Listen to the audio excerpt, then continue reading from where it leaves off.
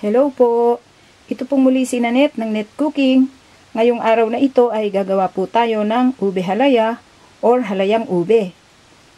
Meron na po tayo ditong video ng ube halaya, kaya lang ang ginamit natin doon ay purple potatoes. Then this time, gagamit po tayo ng pure na ube talaga. So ang ginawa natin dito sa ating ube, boiled. So ang kailangan natin ay boiled grated ube at sasamahan din po natin ng boiled grated taro or gabi. At kakailanganin din po natin ng sugar, then coconut milk, condensed milk, vanilla extract. Okay, ito po lamang ang ating kakailanganin sa paggawa po natin sa ating halayang ube. Okay, umpisahan na po natin.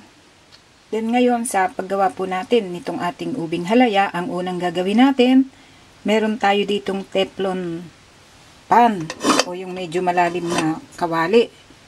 Lalagay po natin yung ating coconut milk. 1 can po ito. So, bali 2 cups. Ito yung thick na coconut milk o yung purong kakanggata. Okay, hintayin natin kumulo ito. Then ngayon, kumukulo na po itong ating gata. So, ilalagay natin itong ating 2 cups of sugar. Haluin po natin. Then, hinaan natin yung ating apoy. Hintayin natin mag-melt yung sugar before natin ilagay yung ating grated ube at saka yung gabi.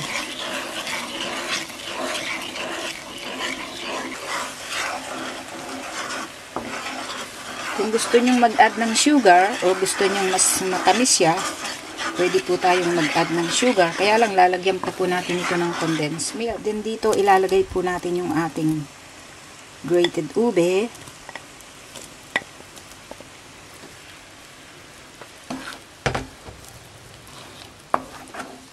Pati na rin po itong ating gabi.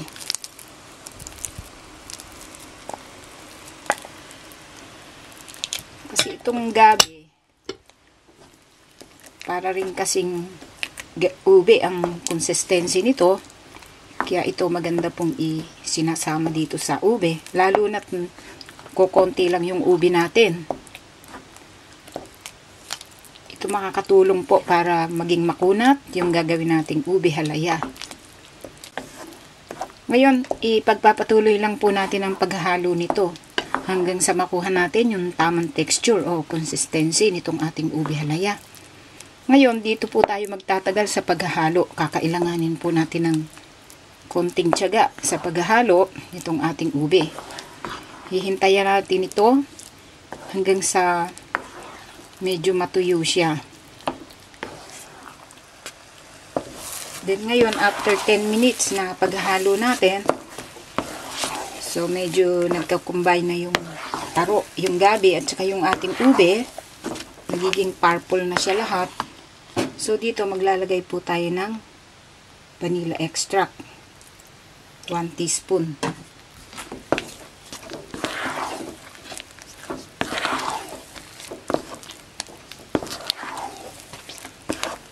Tuloy po natin ang paghahalo.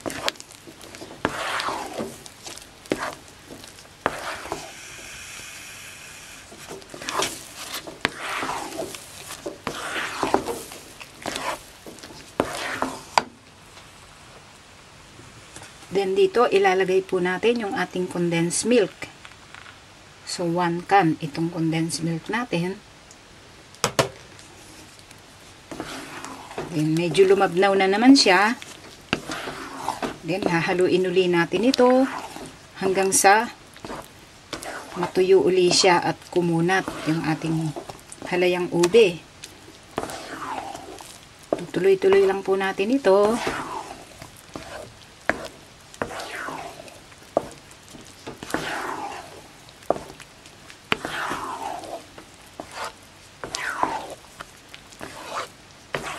Ngayon, after 30 minutes ng paghahalo natin dito sa ating ube halaya, so medyo makunat na siya. Kaya lang medyo konting paghahalo pa. Mas maganda kasi kung mas makunat yung ating ubing halaya, mas masarap siya. Okay, naaamoy na natin yung aroma ng vanilla extract o yung amoy ng ube halaya. Okay, pagpapatuloy lang nating haluin ito ng mga 5 to 10 minutes pa. Then ngayon, after 10 minutes, so palagay ko okay na itong ating halayang ube. So, hindi na rin siya, humihiwalay na rin siya sa kawali. Ayan.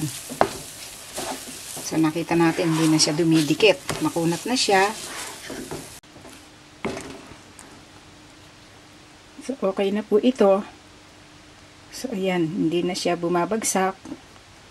So, itong ubing halaya o halayang ube, marami po tayong paggagamitan nito. Pwede po natin itong gawing pastillas de ube, or pwede rin nating palaman o peeling sa paggawa ng hopya. So, next time, gagawa po tayo ng hopya with ube peeling. Okay, hintayin po natin itong mag-cool down at ita-transfer natin sa isang lalagyanan. Then ngayon, ito po ang kinalabasan sa pagkakagawa po natin sa ating ube halaya. Okay. Sana po nagustuhan nyo ang pagkakagawa po natin sa reseping ito. Marami pong salamat. Ito pong muli si Nanette ng Net Cooking. Thanks po. Bye!